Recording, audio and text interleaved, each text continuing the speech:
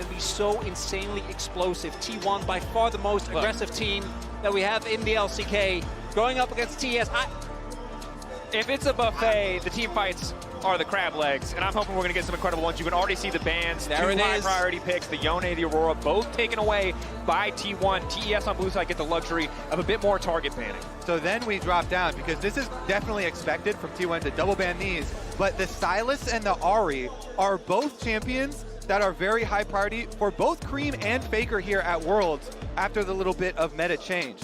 So we'll see where they go and trade back here for the Rumble pick. So the Rumble actually coming out, denying it from Zeus, does mean that they're going to forgo the Jax, which we've seen a lot, and the Sylas, which, as we saw in yesterday's series, has basically become absolute top-tier, blindable mid laner this far into the tournament. And even though Cream is a very good Ahri, Sylas just seems now like it turns into a more tanky Ahri as the game goes on, constantly stealing away that ult. So we'll see if they even do respond with that pick in the end for the counter. Meanwhile, T1, still one more pick for jungle. I would expect something like a Vi. Oner's Vi has been amazing. The Sejuani is still up, and Vi is banned. So Sejuani here with the melee synergy for those stuns is kind of the next best thing to slot in. Certainly that already makes that top lane matchup feel a little bit more volatile, knowing that jungler can turn his attention topside. Of course, Vi, Skarner taken off the board, makes Sejuani the next logical choice for these tanky jungle options. The question is, Tian, ball's now in his court. What is he going to pick? What is he going to bring out? Amumu, you know, I feel like inspired, bringing it to the world, and the world happy to have it in so many of these tense teamfight scenarios. Instead, the Ivern, the supportive option, now paired alongside the Tristana, a throwback to meta's past. As good as Cream's Tristana was, I think at MSI, probably the most iconic Tristana play of the tournament when he knocked one member into the other and they exploded.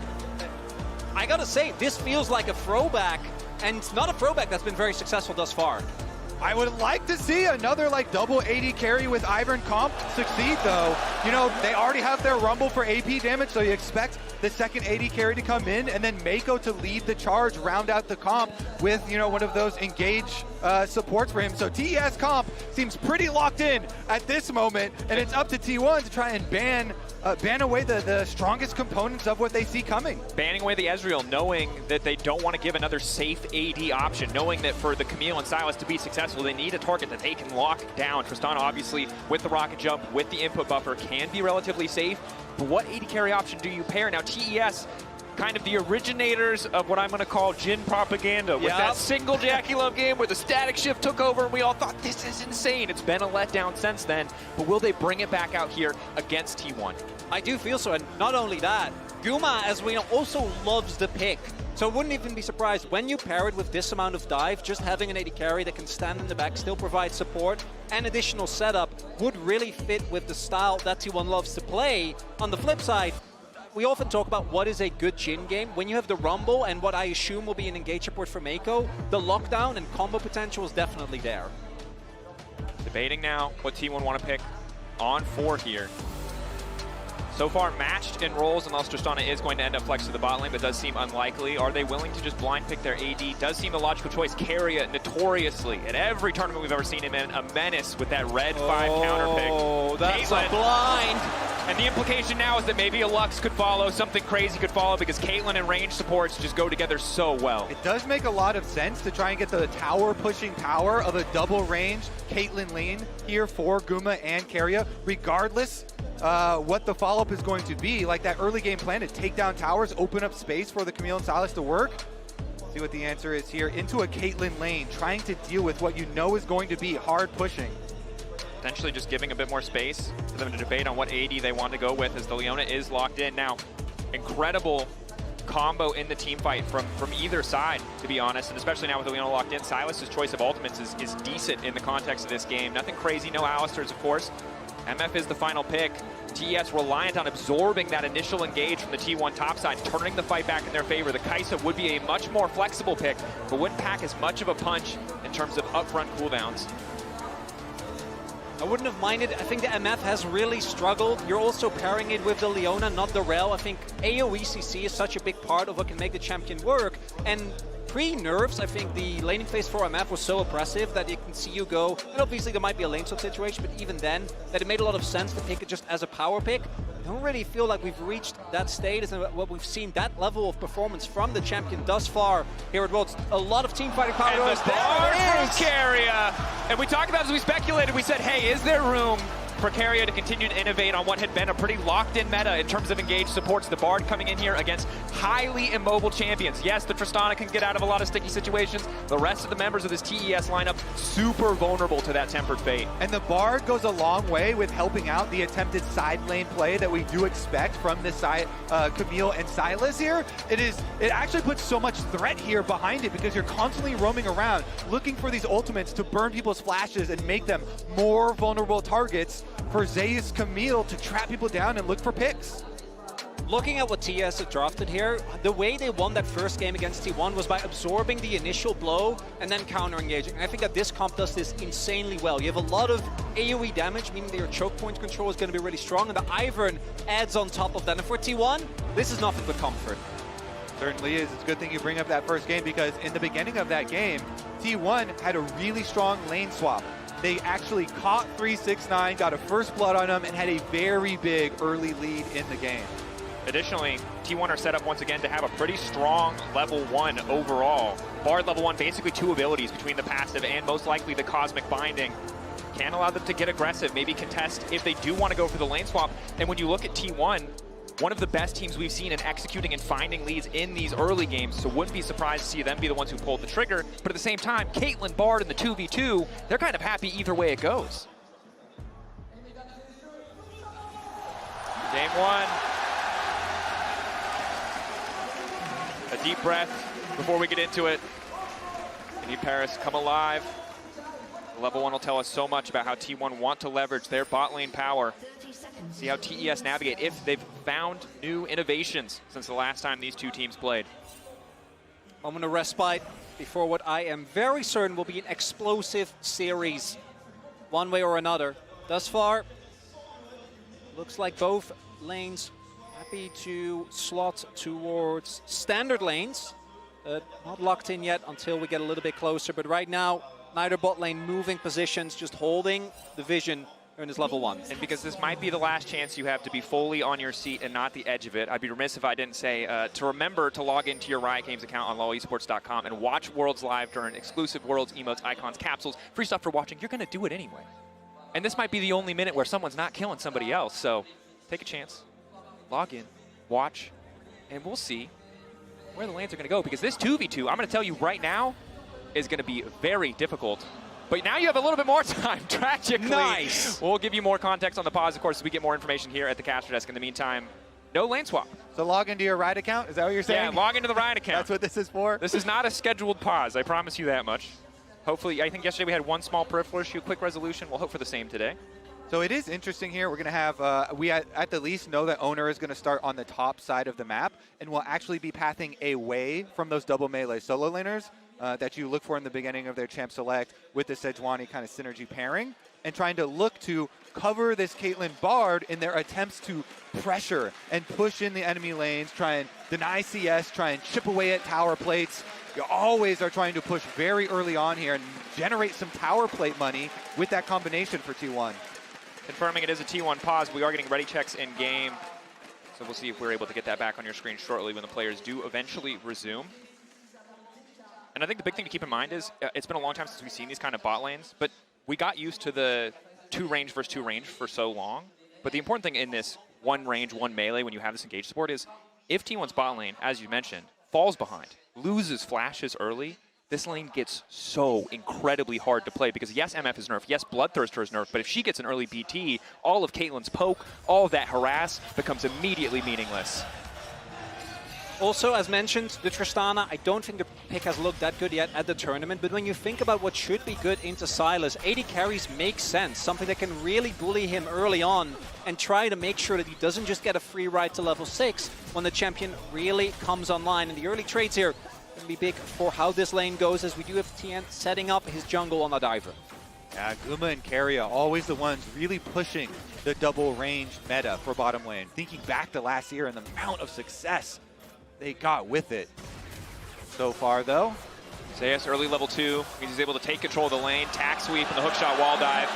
369 smartly waiting out the adaptive defenses, but this is, of course, where Rumble was nerfed, is that level 1 point. The Flamespitter are just going to do a lot less work, as we see a bit of an all-in here on the bottom side. TES not going to overcommit. They did get the level 2, but don't want to use too many resources. And look at that, the Sejuani already. You see Oner on the mini-map actually heading up. Oner's just done the 3 camps, and he's dropping. Immediately going to get the cleanse out from Guma. Keria trying to trade back. Will get cleanse for cleanse in the end. Is again, Oner on the top side. He's going to run straight into TN. TN level 3, red buff. Locked up, Oner not going to follow, forcing out the early flash. And now contesting this blue buff, it's going to be big. TN does have access to his flash, however. Or, excuse me, smite. No way for him to move up, though, because Zeus with that prio ensures that Oner gets the buff. Yeah, I mean, he wants to go in there and touch the blue buff, but there's nothing he can do without his flash and so much HP already taken. It's just really smart from Oner. Trying to keep this pressure up. Flash in! The full commit. Faker can now follow as well. They've got the stun to follow, but Cream locked up. They don't quite have it on the permafrost. Oner out of range, perhaps. Zeus with the flash there to land the stun, but Cream still survives. That's big, though. That's a really heavy investment from T1. Zeus spending a lot of time, 2 flashes, and they don't actually get the kill. But Zeus actually, I mean, because he had been able to push in so early and crash the wave, it's bouncing back to him. So able to use that timing window, able to allow Oner to go for the first play onto Tien, then able to make the pass there through mid. In the end, you've got 2 flashes used from the side of T1. 2 flashes used from the side of TES. And while all of that action was happening, Guma cleansed, Keria healed, and Jackie used his cleanse as well. And we did see a couple of those trades towards the bot lane, but as expected, both of these players, or all 4 of these players, are trying to get an early lead. Both these lanes can feel really snowbally as Tian looking to make an impact. These are not the players or the teams to sit there and scale quietly. If there is an angle, there's a way they can find an advantage, they will fight for it, and it won't end up costing them here. While they did have Tien standing behind them, hovering in the bottom side, T1 won't going to step too far forward as the recall does come through. Oner also hovering, ready for the counter gank as resets for both junglers. Tien a little bit ahead of the curve. And Zeus, of course, used the pressure that he had well, but it does give up a bit that he had to spend so much time away from top lane. 369 now really just trying to crash this wave. I think it was just so smart planning there from T1, where Oner goes over, plays off the pushing Camille there. Zeus really nice, taking advantage of the level advantage for the big chunk and moving in, but bottom excellent side. Zenith Blade, stun fall. There's no cleanse available for Guma, but he has a portal waiting behind him. Ignite is there, trying to get a bit more damage down. Forced to flash out. And we're seeing the junglers actually flash on the Raptors here as Tien is trying to get his channels off, but there's no way you can channel with T1 members in your face. Such a difficult situation to be in. Cream playing with a lot of confidence here, but the sustain from Silent is decent. Keria on the way up.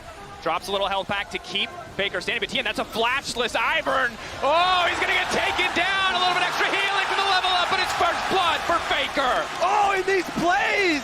TES had been winning small advantages. Summoner spell off of Gumi. They get the flash on bottom side. Then summoner spell here off of Faker, but they lose the first blood. The roam up from Keria. Keria being the difference maker on this Bard. One of the biggest strengths of this champion is his rotational speed. Can get so quick from lane to lane.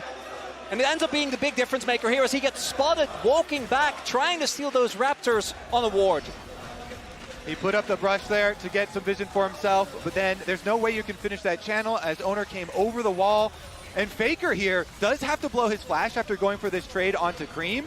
But then once Keria arrives, Oner's able to pinch onto Tien, and because of the early invade that they played off of Zeus's pushing Camille, there was no flash on the Ivern, and they do cash in on the first blood. Let's get back to live though, because the Grubs as well are being taken.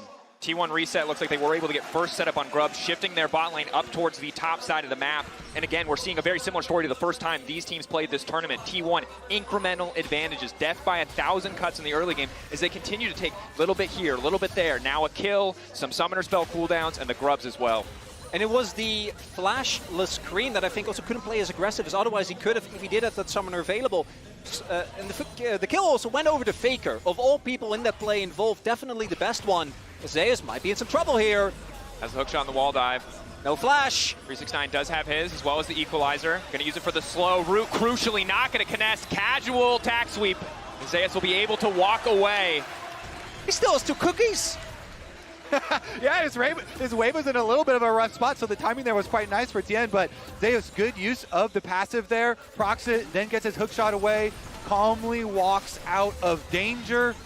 I feel a little bit bad for TES in that Mako had been the one to actually start out the good play, burning Guma's flash, but then the chain of events still going the way of T1. And they really managed that situation quite well, with Guma immediately resetting, going to the top side, and then getting the objective for themselves after them being the ones that got their extra summoner spell burned in the 2v2. And now, on the flip side, T1 reset again, and they're going to get the dragon as well. It's just, they keep on accruing the objectives here.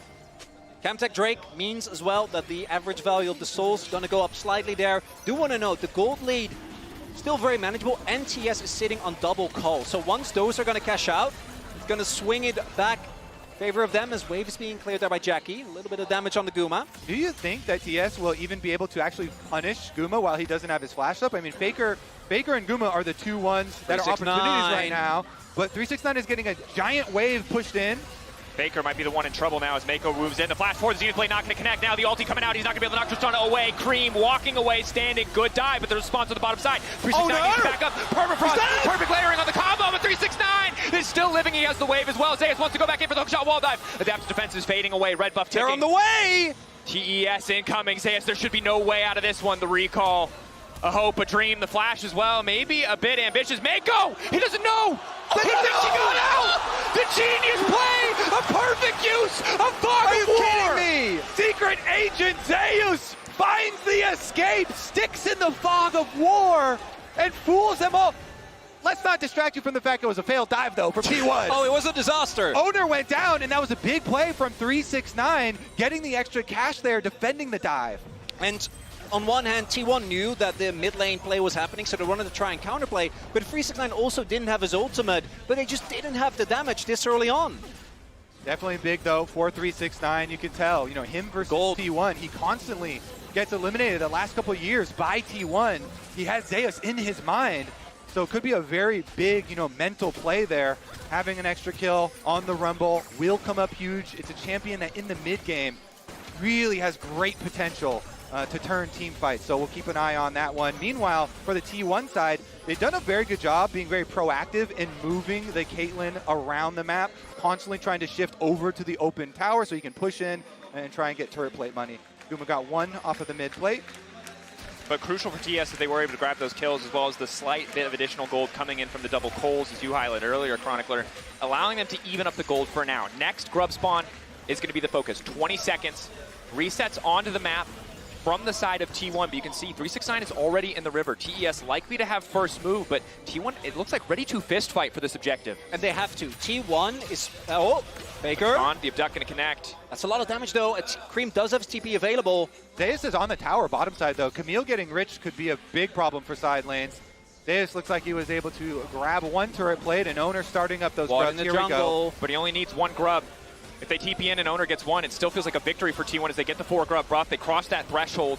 We see this so often. T1 don't need to stick around. Keria here as well to throw down the portal. First grub down, TP, and they just walk away. They got what they came for. That's going to be an opportunity for Zeus to shove the wave in. Camille's early wave clear, though, not going to be great, so I do think TES will be able to rotate. But with the composition that T1 has specifically, getting grubs is really big, because with Caitlyn, obviously the Caesar's great, but ideally you want to try and play 1-4, 1-3-1, depending on how your solo laners are doing. And those extra grubs can make a really big difference in how quickly you can push down. And this, I think, is the problem. Like, early Camille, the wave clear just isn't really there. Definitely not, but the extra time Zeus is happy to have, right? 1-2 items, this champion starts to feel impossible to lane against, and your strong point is 369, or was. Obviously Zeus picking up a lot of gold balances out that individual discrepancy, and you really want to, as TES, leverage this Rumble, but T1 just aren't giving them that straight-up 5v5. You highlighted earlier, moving Guma around, avoiding that flash cooldown, but we'll see if they can maybe catch Faker here. Look at this hover play from T1. Well, now with the sweeper, they are spotted out, but Keria and Oner had come to hover Faker. With similar thoughts there, allowing that side lane.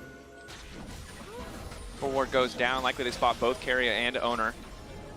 369 finally knows that he has the freedom to push up in this 1v1. T1 setting up here. And again, last time they played, it was around the blue buff in TES's jungle. The massive fight that turned it back for TES. We'll see if T1 want to go for anything similar, want to put more pressure on the top side of the map. A lot of vision being set up here for T1. Most of it should last when the Herald spawns.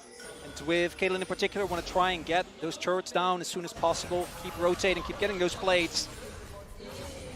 We'll see. Dragon in 40 seconds. Opportunity here for either team. I do think TES, they want to get that 5v5. We already mentioned. But with the 2 TPs from 369 and Cream being invested, we could see T1 either try and play around the teleport advantage, or instead just go for the plates and try to accelerate the gold lead. Looks like they've left 369 to push in that bottom wave, and they do Tempered get... Fate's big. Cosmic Binding doesn't quite have the angle yet. Ulti coming in from the Caitlyn. Ult comes out from Oner as well. T1 fishing a little bit. They do manage to get the flash of Jackie Love, which will be big in the fight to come. Already the Keria Bard finding some value here. That ultimate, the main goal is to get summoner spells with it. And you mentioned Chronicler in Champion Select. Misfortunes in general have had a very tough time this tournament in being able to even look for areas to get their full channel off. Now with no flash, Jackie has to be so careful with his positioning. And I mean, basically every single champion on the T1 lineup can just cancel that MF ulti. Guma probably the only one who can't do it quick enough for it to matter. So the perfect placement, the execution from TES has to be flawless. Bloodthirster going to make it a lot easier for Jackie Love to stay healthy, to keep pressure up in these lanes. But thus far, T1 very much dictating the pace of this game. TES have punished well once or twice to shut down some of that T1 aggression, but T1's completely in the driver's seat. Very reminiscent of what we saw in the first game between these two teams. The timing here works out really nicely though for T1. There isn't really an opportunity for TES to rush the Herald, even though they did retake control of that area, have been able to put down a lot of wards there. Oner will be able to get the second dragon here for T1. Hex stack. When you have a Caitlyn, a Camille, I mean, it's always going to have a lot of value, but to me, the most fun Rift as well. The rotational speed that was already there for that Bard, going to be even further accelerated. See how the teams are able to use it. I love it. The zoom map here. Oh, yeah. We're just going to even further accelerate T1's map movements later into the game. And of course, that's an exciting point that we're looking forward to. You know, once these outer towers do start to drop, that's where you start to see a lot of these attempts at picks. And let me remind you, 369 versus Gen G was the matchup where his Rumble constantly got picked off in the side lanes, and people were very, very critical of it. So we'll see if TES can avoid that situation. They're going to give it up, it looks like. Although they are moving over, T1 should be able to at least get control of the Herald. T1 on his way as well. And Level 2 on the Rumble. 369 is coming. You get to walk through the K-traps. Daisy going to lead the way. Mako just barely avoiding those traps. No flash on Jackie. Controlling the bushes there, but Daisy about to fade away. TES seem uncertain, but now they want to start the fight. Immediately the engage coming through. Ulti not going to connect. Full channel from Jackie Love, but everybody on T1 is still standing. Objective down. Oner secures it, and again, the discipline from T1. They won't get pulled into the fight. They got what they came for. Keria kind of absorbs right there the full engage and the channel of the misfortune ultimate. Magical journeys himself out. The rest of T1 stay calm, finish the objective, and then leave. Because the objective, the Rift Herald, that tool to take down these towers and get them to the next step of their plan is what is key. Faker spotted by the blue trinket. Again, Tien shadowing Cream this entire game, hoping to find the angle, but Keria is here as well. Redemption coming in, a bit more damage on a Faker, a bit more healing for Cream. Faker needs to get the hell out. Nice Tempered Fate to buy some space. Cream not feeling confident enough to step any further forward, but with Mako on the way, that might change. Yeah, the rest of TES coming over to try and follow the play. Should just be neutralized. This Faker's going to have teleport ready. It was the empowered recall from the Herald, so just able to get full health, teleport back into the play, and TES are investing a lot of people here towards top side, not finding anything just yet. Root, are they going to follow? Keria able to make it back into the Krug's pit. And again, you can see TES. Tiana is spending so much time grouping with Cream to try to shadow, to try to protect this Tristana, and we know 2-3 items. This is a champion that can take over the game. But in the interim, while we're waiting, it just feels like TES's ability to respond to T1 is so muted. What we do need to address, though, is that, as mentioned, as expected, the gold lead basically has become even thanks to those culls now cashing out. And the gold, where it is better for TES. A lot of the gold that is on T1 in terms of leads is on Keria, but not going to really be able to use that as well as some of the other members. Yep. We've seen a lot of double AD carries plus Ivern throughout the recent meta, and know what the mid and late game of that do look like. Zeus finding a surprise 369 waiting in the brush for him. Be forced to back off, but T1 was set up in the mid lane. Don't even need to drop the Herald again. 4 grub buff, a quick push out. And if TES aren't in position to respond, it's so easy for T1 to collapse. Ulti from Oner is there. T1 not certain if they like this fight, going to start to back up Redemption. Now the ulti from Jack, you'll have incredible patience to chunk out Oner. TP! TES 369, this TP has to be big. They need to go find these kills, but it's interrupted by Zeus. Crucially, off screen, the Camille taking 369 out of the equation. That could have been a disaster for T1. Zeus used his ultimate for gap closer there as well, it looks like. Getting out alive after stopping the teleport. TS, though, they're immediately going to rotate on over. They still have the pushing wave on bottom side, so it did cost Zeus. It did cost T1. But Zeus TP's top. He just wants to get a tower back. He doesn't even want to return bot lane, knowing they don't have priority, knowing they don't have control, using this Herald to knock down at least one tower, but potentially even two. All of TES in the meantime recalling, sending 3 members to that top lane to ensure that that does not happen. Really good read from T1, because you actually read the play from TS. They were sending members towards bot to maybe punish a Zeus in case he did TP towards that bot lane turret. Not the case. Turret trade ends up going in favor of T1. And this is so frustrating for TES. T1 are so slippery. Every time it feels like they've stayed maybe one extra wave. You can see Mako's just chasing, just running, but we're a second away from another magical journey, and the play will just fizzle. So a lot of what this game is going to look like, especially as more of these outer towers do drop. TS here are keeping Mako on the top side to allow Cream to finish pushing. Want to highlight as well the fight we saw there with T1 trying to engage, and then Mako catching most of it, and then the counter mage is, I think, how TS wants most of the fights to look. The issue is, for that to really be a consistent strategy, you need to be first to the objective. And with how T1 have been moving around the map and generally been ahead of the play, it can be quite hard. This time, though, for this Dragon, they have the ideal setup. Mid-wave pushed out, everyone is in position, and this is where the entrenched Ivan can be really hard to root out. Honestly, if I'm T1, I do not fight this Dragon. Yep. I do not face check this. I just try and get more side lane money onto Camille. My split pushing strategy is the best way to go for T1. Looks like they are going to try and get it for Zeus. I mean, they got the second charge off. How quickly could they get damage? A lot of members here? on the way. Ulti is there. They need to get Cream away from the wave if they want to push this. Keria going back over. Looks like T1 don't want to overcommit. Not quite 100% sure where the remaining members of TES are as Faker starts to push in bot lane, but I think it's a great call. The earlier Drakes from T1 give them the grace that they need, the space that they need not to contest that third Drake, which could have very well been a death sentence if that had been sole point for TES. Yeah, they're looking for 2 items on Zeus. Well, let's see, creeping around here with a control ward. Oner fishing for the ulti. Perfect buffer from Cream. Crucial, because that could have been the pick. They started to break open the map. 20 minutes to Baron just spawning. Speaking of 2 item power spikes, those double 80 carries with their double item power spikes. Let's see TES use this double 80 carry Ivern comp. It is up to Mako. Mako, the big play maker, the veteran here. One of many, but he's the one with the big useful tools on the Leona. And look, he's on Bloodsong. He knows his job. They have to kill one of these priority targets. And you saw in that first fight, Keria walked away from a full channel ML fault. It did not finish him, but with 2 items completed, I don't think that's going to be the case anymore. Mako just clearing vision, making sure that there's no funny business around Baron. I don't know how much T1 loves to pull those. And the poking and prodding continues. Everyone on the way here from TES. This turret stands for now. Zeus can't just poke, has to be willing to commit to the fight, but TES, 5 members here immediately going to tear through that tower. The power of the Tristana. T1 backing up, knowing that they have Faker on the side lane. Yep, just keep trading. Faker going to get the last outer turret that TES had held on to, taken care of in exchange for their own top side turret. Solo gold here over to the Sylas. Let's see if that gets him to completion of the Cosmic Drive. And it does. Think it should be enough. Recall goes through, Cosmic Drive completed. Again, that extra movement speed, the ability to stick on these targets big. We'll see how far away Guma is from his second item spike as well. Zeus kind of, I think, desperate to finish. Oh yeah. His next item. Obviously, so often when it's split pushing, well, maybe not so often anymore, you talk about Hydra items, but instead, Sterix is just universally incredibly powerful, especially against a composition like this. So the sooner he gets it, the sooner he can start to threaten that backline, those double 80 carries. Particularly for Camille, right? Like the scaling on your Q, the ability to go way deeper in fights, and the way that she already scales insanely well with levels, will make it a really strong 2-item spike.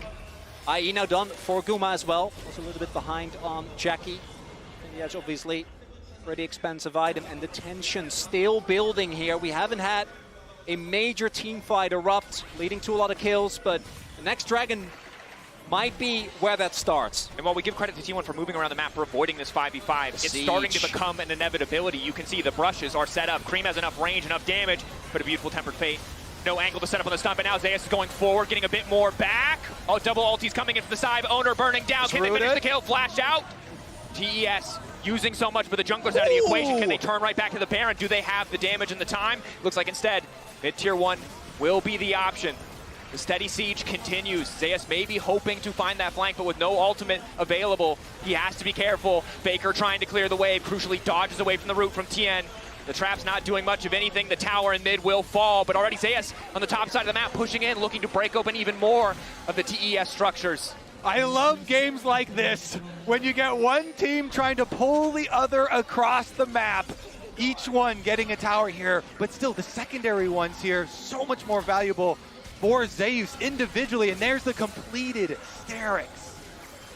And I do think now we've reached a point where TES, particularly with these 2 items on Ivern, they are so beefy. We see their T1 is like they're kind of fishing, you know, we're going in, Zeus maybe use an ultimate, but unless they fully commit, which I think they made the right call not to, because you can lose the game if that fight goes awry, it is really hard to do any meaningful damage. They did get Jackalov as summoner, the flash from him has been expelled, same for Zeus and Oner, but they have a lot more escape tools, particularly against that Bard that we keep talking about. TES showing the sieging power of this composition. Now the Dragon, this time it's T1 that are first to the objective. We'll see if TES can retake that ground. With Caitlyn always wanting to arrive really early, you see that line of traps here. T1 and Guma trying to funnel TES into having to come through this mid lane river brush where they have their control ward. By TES, brute force. They're going to get in there. They clear out the ward. Stays inside. Knowing they're more powerful. See Zeus on side, know that they have the 4v4, feel confident that they win it. Run straight to mid, clear that wave. Now they have their access in, knowing T1 are going to be forced to catch that. TES don't feel confident to start the objective. 369 has to catch this wave on side. Last time we tried to TP in, it was canceled. Zeus this time, though, spotted on a ward, moving over. Likely means that TES know it's time to get out. They spot him. The threat of the flank is intimidating, and T1 will use that to start up the Dragon. How quickly can they burn? New trap line. Tien, can he get into the pit? Trap there, stun there. They just want to burn the objective down. Tempered Fate as well. Keep the jungler out of the equation. T1 again. They don't want the fight. They're playing a clean macro game. They don't want it to be about kills at all. There's only 3, and we're 25 minutes in. And that's salt point for T1. TES wanted so desperately to fight. Now turning towards that Baron. Keria on his Bard, able to hit the ulti now. TES going to force it on the Baron. They're going to come, though. T1 already on the way. Oh, the damage. This is such a hard 5v5 for T1. Oner locked up briefly. Chain CC there. There's the bowl of time as well. Nice. Bit of CC coming in for Faker, but he doesn't able to connect the stun. Cream already getting 1 kill onto Oner. TES, though, blinking health bars. Ulti coming in from Guma. Good body block from 369, but it stops TES crucially from completing the objective. You saw there, Zeus was standing ready to E in if they did have an opportunity, but as long as TES pulls up the Baron, T1 wins that play, even giving up Oner. TES, though, I love this focus where whoever is furthest up, they're just going to use everything to burn your front line first. And we're getting so many of these full channel Jackie ultimates because he's standing so far back. They're just playing off of the most exposed target, and they do get 1 kill. Also, we talked about T1 and how much they love Barons, but with double AD carry and a Rumble, Baron has got like... On the Ivern shielding, the risk of starting it is just not there. Exactly, you can tank it for days. Main risk is the team fight in TS. I feel the same way, and I do think there's more of a timer on them now, because on the in 3.5 minutes, T1, if they get any map control, or if they're able to out-rotate, they can go for either objective and be happy, and that's not the case for TES. You highlighted it earlier, Hextech Soul, I'm going to say the most devastating in the game. It is nuts. It is very strong. Not something you want to give to a team that is so happy to split up the map. So happy to take these isolated 1v1s as Zeus goes for just a bit of an extra trade there on the way out. And 369, again, I feels like this Rumble has been muted. It feels like T1 have danced around this pick so beautifully, and this is frustrating because you talked about 369 versus Zeus in isolation and what it means, but also for the series. If Rumble is not an effective pick for TES, that nerfs so many strats, so many drafts, so much preparation. It's going to have to be TES forcing on objectives to try and get the front-to-back fight that they want versus T1. Meanwhile, T1 pressuring side points there to go again. Here is the force. Willing to flip it, know that they have to, desperate to find the fight. They've already given up a tower, 650 gold, the cost of admittance to even get in this pit, delayed a bit. There's the TP. TP coming in from Zeus as well, grouping is 5, one angle, TES, can they find this one? Eyes on the ultimate of Jackie Love and 369. Daisy already falling away, however. T1 getting in just enough to bait them. Beautiful cosmic binding, follow-up, the equalizer stolen away. Oner immediately gonna follow. TES peeling back, but they're running out of space to maneuver with. Now the turn back to bullet time. An equalizer of their own. Ulti coming in. Jackie Love about to fall. Keria going over the wall. It's a little bit over eager. TES still standing. Jackie Love still standing. Double lady carry. But Faker in the clutch. The arm guard. He goes gold and he buys a moment. TN perfect timing, but it does not matter because here comes Guma, baby. Doubles coming through. T1 takeover. T1 with the patient team fighting. They run them off the Baron, and they're going to run straight into the base. Mako's gonna be up, but he alone, I don't think, can clear the wave. The waves are here, 28 minutes in, they don't need a Baron. 20 seconds. They don't need a soul. I don't think they have the time, but they at the very least are gonna get this inhibitor. Knocking open the base, and this is crucial. This is infuriating for TES. We've seen so many teams fall. So many teams be baited in, get caught out by the team fight. Mako knows he needs to buy space, knows that he needs to buy time. Ignite ticking. T1 want the base. Will they stick around for a second tower? The wave a little bit far away. Jackie's up in 2, Cream's up after that. Crucially, the Rift, though, gives them a clean exit out. But they're behind on tempo. The Baron, the immediate rush from TES isn't an option. Perhaps their only counterplay. On a ward here, but don't know if that's enough time. And it's the patience that you talked about. And here we see again, look how hard it is for T1 to get any meaningful damage onto TES. The healing from TN makes it really tough, but then the moment that equalizer comes down, the health bars slowly start to dwindle. The damage is there, Mako gets isolated, and it creates the space that T1 needed. Honestly, beautiful stuff from Faker. As you say, stealing away the Rumble ultimate and putting it on their pathway. Here goes TS, right back to the Baron.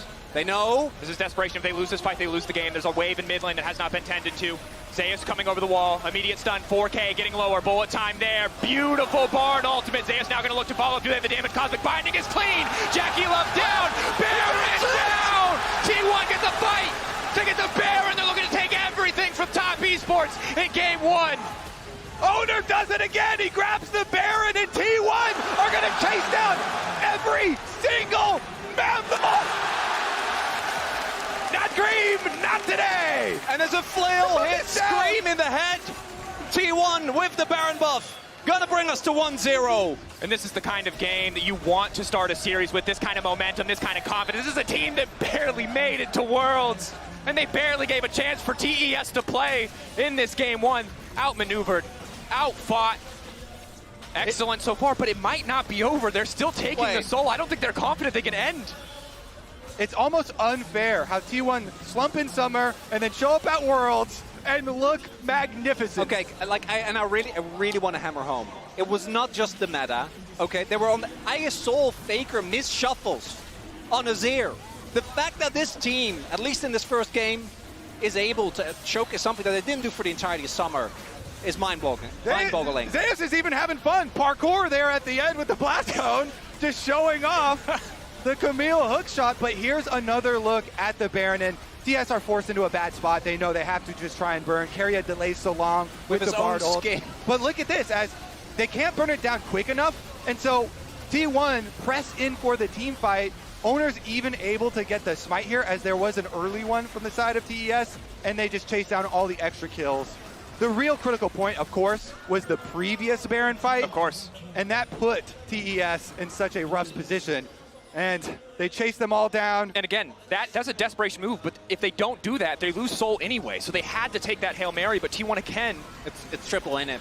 Baron is still up for another minute. Look at that poke damage. This gold lead insurmountable. The stolen equalizer doing more than even 369 could. Zeus walking up, hitting the tower, taking their time. T1 sights on the objective. Now taking the fight as well. T1 from start to finish in control of this game. One or two small hiccups, but they've been taking over thus far. Jackie trying to turn it back, a decent ultimate, but with the Nexus exposed. T1 don't look for the fight anymore.